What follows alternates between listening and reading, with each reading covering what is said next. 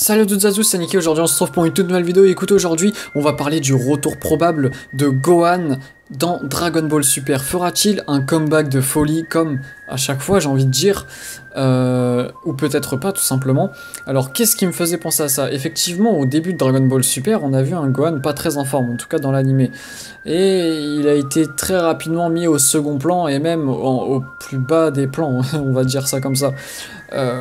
Qu'est-ce qui me faisait penser que Gohan, à cette époque-là, allait faire un comeback alors que tout le monde me disait que non, il n'en fera pas, qu'il est trop tard pour lui, on ne peut plus rien faire pour ce personnage. Et bien tout simplement parce que déjà, Gohan entretient un rôle très important dans Dragon Ball. Il était limite comparé à un protagoniste par la communauté.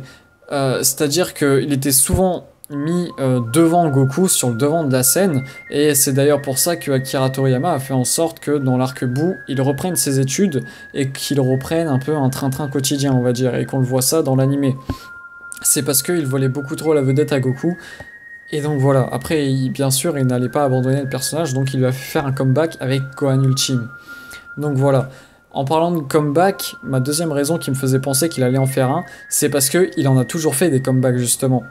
Quand on croyait qu'il ne servait à rien, pouf, juste après, il détruit un personnage. Vous avez pu voir, et vous pouvez en être sûr, dans chaque arc, vous pouvez vérifier, il a toujours fait une action de folie. Toujours. Gohan a toujours détruit quelque chose dans chaque arc.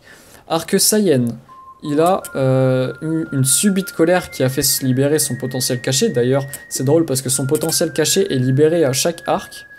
Alors, Arc Saiyan, il libère son potentiel caché et il fonce sur Raditz. Sur Raditz. Arc Freezer, oui c'est ça, sur la planète Namek. Il va se faire éveiller son potentiel par le vieux chef Namek et en parallèle aussi s'énerver pour... voilà, contre Freezer et lui mettre un coup de poing dans le ventre. D'ailleurs, ce coup de poing dans le ventre, il revient quand même beaucoup de fois. D'ailleurs aussi, oui, il va s'énerver et il va one-shot enfin one-shot entre guillemets, puisqu'il va juste lui mettre un coup de pied pour l'envoyer contre un rocher. J'avais oublié de le préciser. Donc encore une fois, il va libérer son potentiel en s'énervant. On passe à l'arc Cell, et bah tout simplement il va s'énerver contre Cell, il va passer en SSJ2 en utilisant sa colère pour détruire Cell. Arc Buu, Gohan Ultime, il va subir un éveil pour encore une fois libérer son potentiel. Bref, même quand il était au plus bas de sa forme, même quand il était relayé au second plan en tant que personnage inutile entre guillemets, il allait faire un comeback. Ça a toujours été comme ça, le personnage est construit de cette manière, donc vous pouvez être sûr. Enfin, en tout cas, je le pensais à l'époque où, au début de Dragon Ball Super, il allait faire un comeback. Et là, dans l'épisode 27, qu'est-ce qu'il nous dit? Il demande à Piccolo de reprendre son entraînement. Un retour aux sources avec son mentor, finalement. Il dit, mot pour mot, Piccolo, je veux devenir plus fort. Et là, des dizaines de milliers de fans, des centaines de milliers sans doute, ont été heureux de voir qu'il pouvait enfin... qu'il allait enfin faire un comeback. Ça fait maintenant 20 épisodes et qu'est-ce qu'on voit? Il y a un retour de Mirai Trunks. Et c'est là où j'ai pensé encore plus à... Enfin, j'étais encore plus encore plus sûr de moi, pardon, pour un comeback de Gohan. Parce que Gohan entretient une relation amicale assez spéciale avec Mirai Trunks.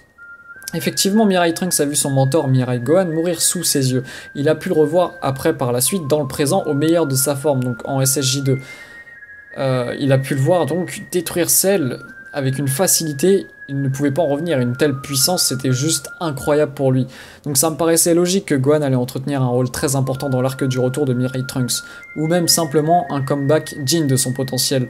Et effectivement, cela se trouve finalement vrai, puisque la Toei Animation a annoncé les titres des prochains épisodes, et l'épisode 52 va se nommer Gohan et Trunks du futur.